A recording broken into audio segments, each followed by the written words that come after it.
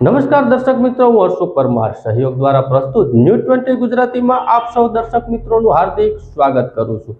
જોઈએ આજના મુખ્ય સમાચારો। જૂનાગઢ શહેરમાં આવેલી આલ્ફા હોસ્ટેલના વિદ્યાર્થીને માર મારવાના મામલે આહિર સમાજ અને આગેવાનો કલેક્ટરને આવેદનપત્ર આપી જવાબદારો સામે કડક કાર્યવાહી કરવાની માંગ કરવામાં આવી।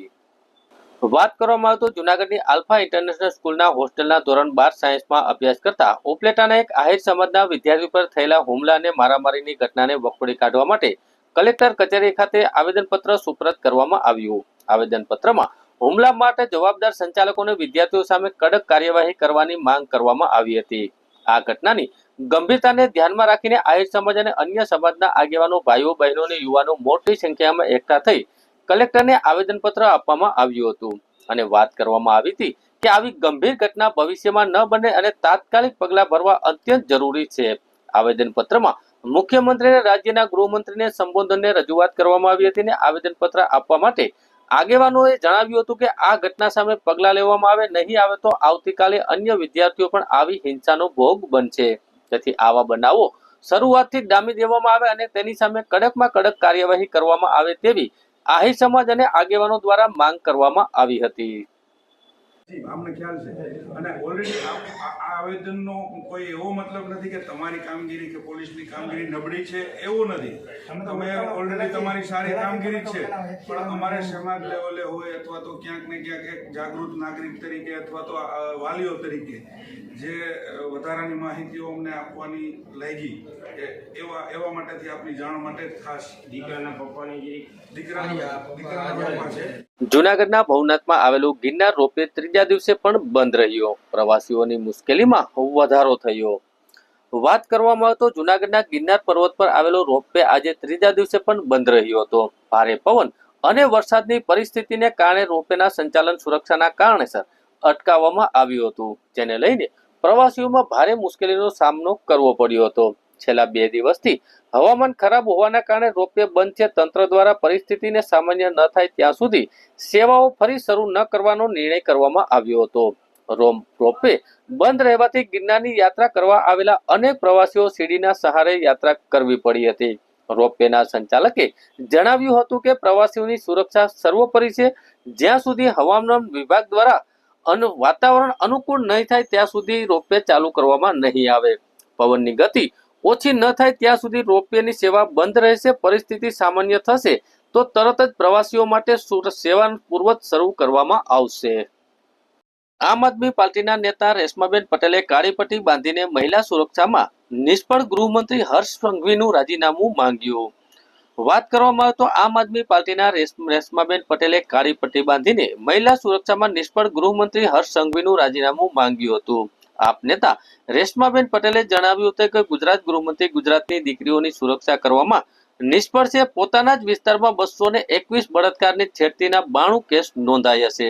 ગૃહમંત્રીની નિષ્ફળતા સાબિત થઈ છે અને સરકારની નિષ્ફળતા છુપાવવા ભાષણ કરવામાં નંબર 1, ગૃહમંત્રી ગુજરાતની દીકરીઓની સુરક્ષા કરવામાં નંબર 0 છે। અનેક દીકરીઓની રક્ષામાં નિષ્ફળ ગૃહમંત્રી પદ પરથી રાજીનામું આપે તેવી માંગણી રેશમાબેન પટેલ દ્વારા કરવામાં આવી હતી। ભાજપ સરકાર માત્ર મહિલા સુરક્ષાની વાતો કરવા કાયદા ખાલી ઘડે છે, પણ કાયદાનું પાલન કરવામાં તે નિષ્ફળ ગઈ છે। કાળી પટ્ટી બાંધી ગૃહ મંત્રાલય અને ભાજપ સરકારનો વિરોધ કરી અને ગુજરાતની દીકરીઓ માટે સુરક્ષાની માંગ રેશમાબેન પટેલ દ્વારા કરવામાં આવી હતી। જય હિન્દ। હું રેશમા પટેલ, ગુજરાત પ્રદેશ મહિલા અધ્યક્ષ આમ આદમી પાર્ટી। આજે હર્ષભાઈ સંઘવી જે ગૃહમંત્રી છે ગુજરાતના, એના વિસ્તારમાં 221 કેસ બળાત્કારના અને 92 કેસ છેડતીના નોંધાય છે। ગુજરાતમાં અનેક બળાત્કાર અને છેડતીના કેસો નોંધાય છે। ક્યાં છે મહિલા સુરક્ષા? સવાલ પૂછું છું હર્ષભાઈ સંઘવીને।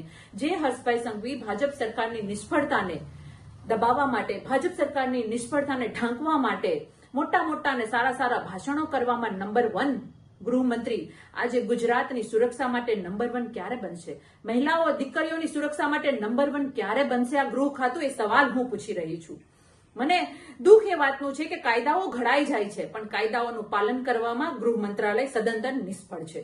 આજે હું ગુજરાતની દીકરીઓ માટે, ગુજરાતની મહિલાઓની સુરક્ષા માટે કાળી પટ્ટી બાંધી અને હર્ષભાઈ સંઘવીના ગૃહ મંત્રાલયનો વિરોધ કરું છું, ભાજપ સરકારનો વિરોધ કરી છું અને સુરક્ષાની માંગણી કરી રહી છું। તમે સુરક્ષા આપવામાં નિષ્ફળ ગયા છો તો આપી દો રાજીનામું. તમને ખુરશી ઉપર બેસવાનો કોઈ અધિકાર નથી.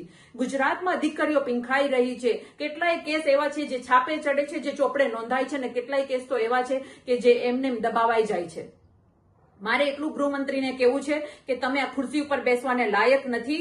અમે ગુજરાતની દીકરીઓ તમારી પાસેથી રાજીનામું માંગીએ છીએ. તમે માત્ર ભાજપ સરકારની વાહવાહી કરવામાં નંબર 1 છો, પણ ગુજરાતની દીકરીઓને સુરક્ષા આપવામાં ઝીરો છો.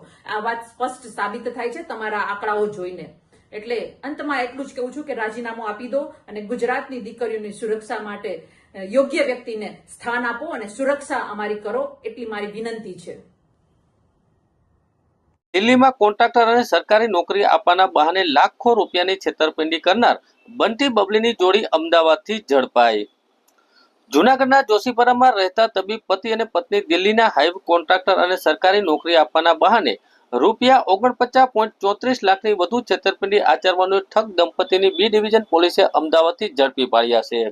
જૂનાગઢના ગોપાલનગરમાં રહેતા Shilpaben Rajeshbhai ભાકરે B division police સ્ટેશનમાં ફરિયાદ નોંધાવી હતી. તેમાં જણાવ્યું હતું કે તેમના પતિ ડોક્ટર રાજેશ ભાકર છેલ્લા 25 વર્ષથી જોશીપરામાં મેડિકલ ઓફિસર તરીકે પ્રેક્ટિસ કરે છે.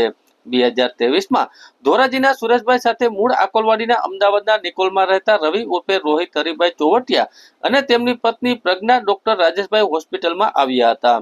રવિ ઉર્ફે રોહિતે પોતાની ગાંધીનગરમાં ધારાભાઈ પીએ તરીકેની ઓળખાણ આપી હતી ને વગદાર લોકો સાથે ઓળખાણ હોવાનું પણ તેણે જણાવ્યું હતું. તબીબ દંપતી સાથે મિત્રતા કેળવી હતી. ત્યારબાદ દિલ્હી હાઈ કોન્ટ્રાક્ટર ડિવાઇઝનના ઝાડ ઉછેરવાના પેટા કોન્ટ્રાક્ટર આચરવાની લાલચ આપી હતી. ઉપરાંત તેને સચિવાલયમાં સેટિંગના ક્લાર્કની નોકરી અપાવી દેવાની પણ ખાતરી આપી હતી.